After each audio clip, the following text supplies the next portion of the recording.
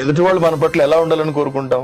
మనం ఏదన్నా ఆపదలో ఉంటే మనల్ని ఆదుకోవాలి, మనకు బాగోకపోతే మనల్ని పట్టించుకోవాలి, మనం ఇబ్బందుల్లో ఉంటే మనల్ని ఆదరించాలి, మనం అనారోగ్యంతో మంచాన పడితే మనల్ని వచ్చి పలకరించాలి. అంతే కదండి. మనలందరూ బాగా చూసుకోవాలి, మనలందరూ గౌరవించాలి, మనలందరూ ప్రేమించాలి. ఇది మనం కోరుకుంటాం. ఎప్పుడు మనం మాత్రం ఎదుటి వాళ్ళతో అలా ఉండం.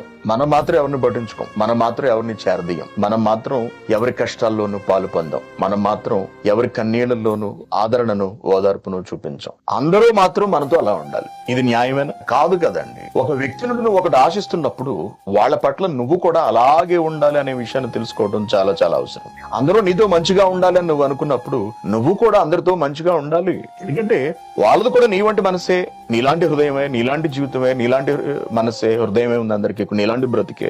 వాళ్ళు కూడా అలాగే ఆశిస్తారు. కాబట్టి మీరు అడగాలి, మీరు వెతకాలి, మీరు తట్టాలి.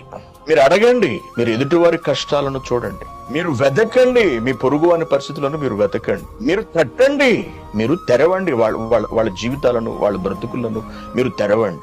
అడుగు ప్రతివానికి. నువ్వు ఎదుటివారిని పట్టించుకుంటే నిన్ను గురించి కూడా పట్టించుకోబడుతుంది. వెదకువానికి దొరుకును. నువ్వు ఎదుటి వాళ్ళ కష్టాలను వెతుకుతూ వాళ్ళకు ఓదార్పునిద్దాము, స్వాంతనిద్దామని అనుకుంటే నీకు కూడా అటువంటి ఓదార్పు, స్వాంతనే లభిస్తుంది. తట్టువానికి తీయబడును. పొరుగువాని గురించి ఆలోచించిన వానికి, తన దగ్గరున్నది ఎదుటి వాళ్లకు చెయ్యి చాచిన వాడికి, అతడికి కూడా కష్టం వచ్చినప్పుడు తెరవబడుతుంది, తీయబడుతుంది. వాడు కూడా ఆదరించబడతాడు.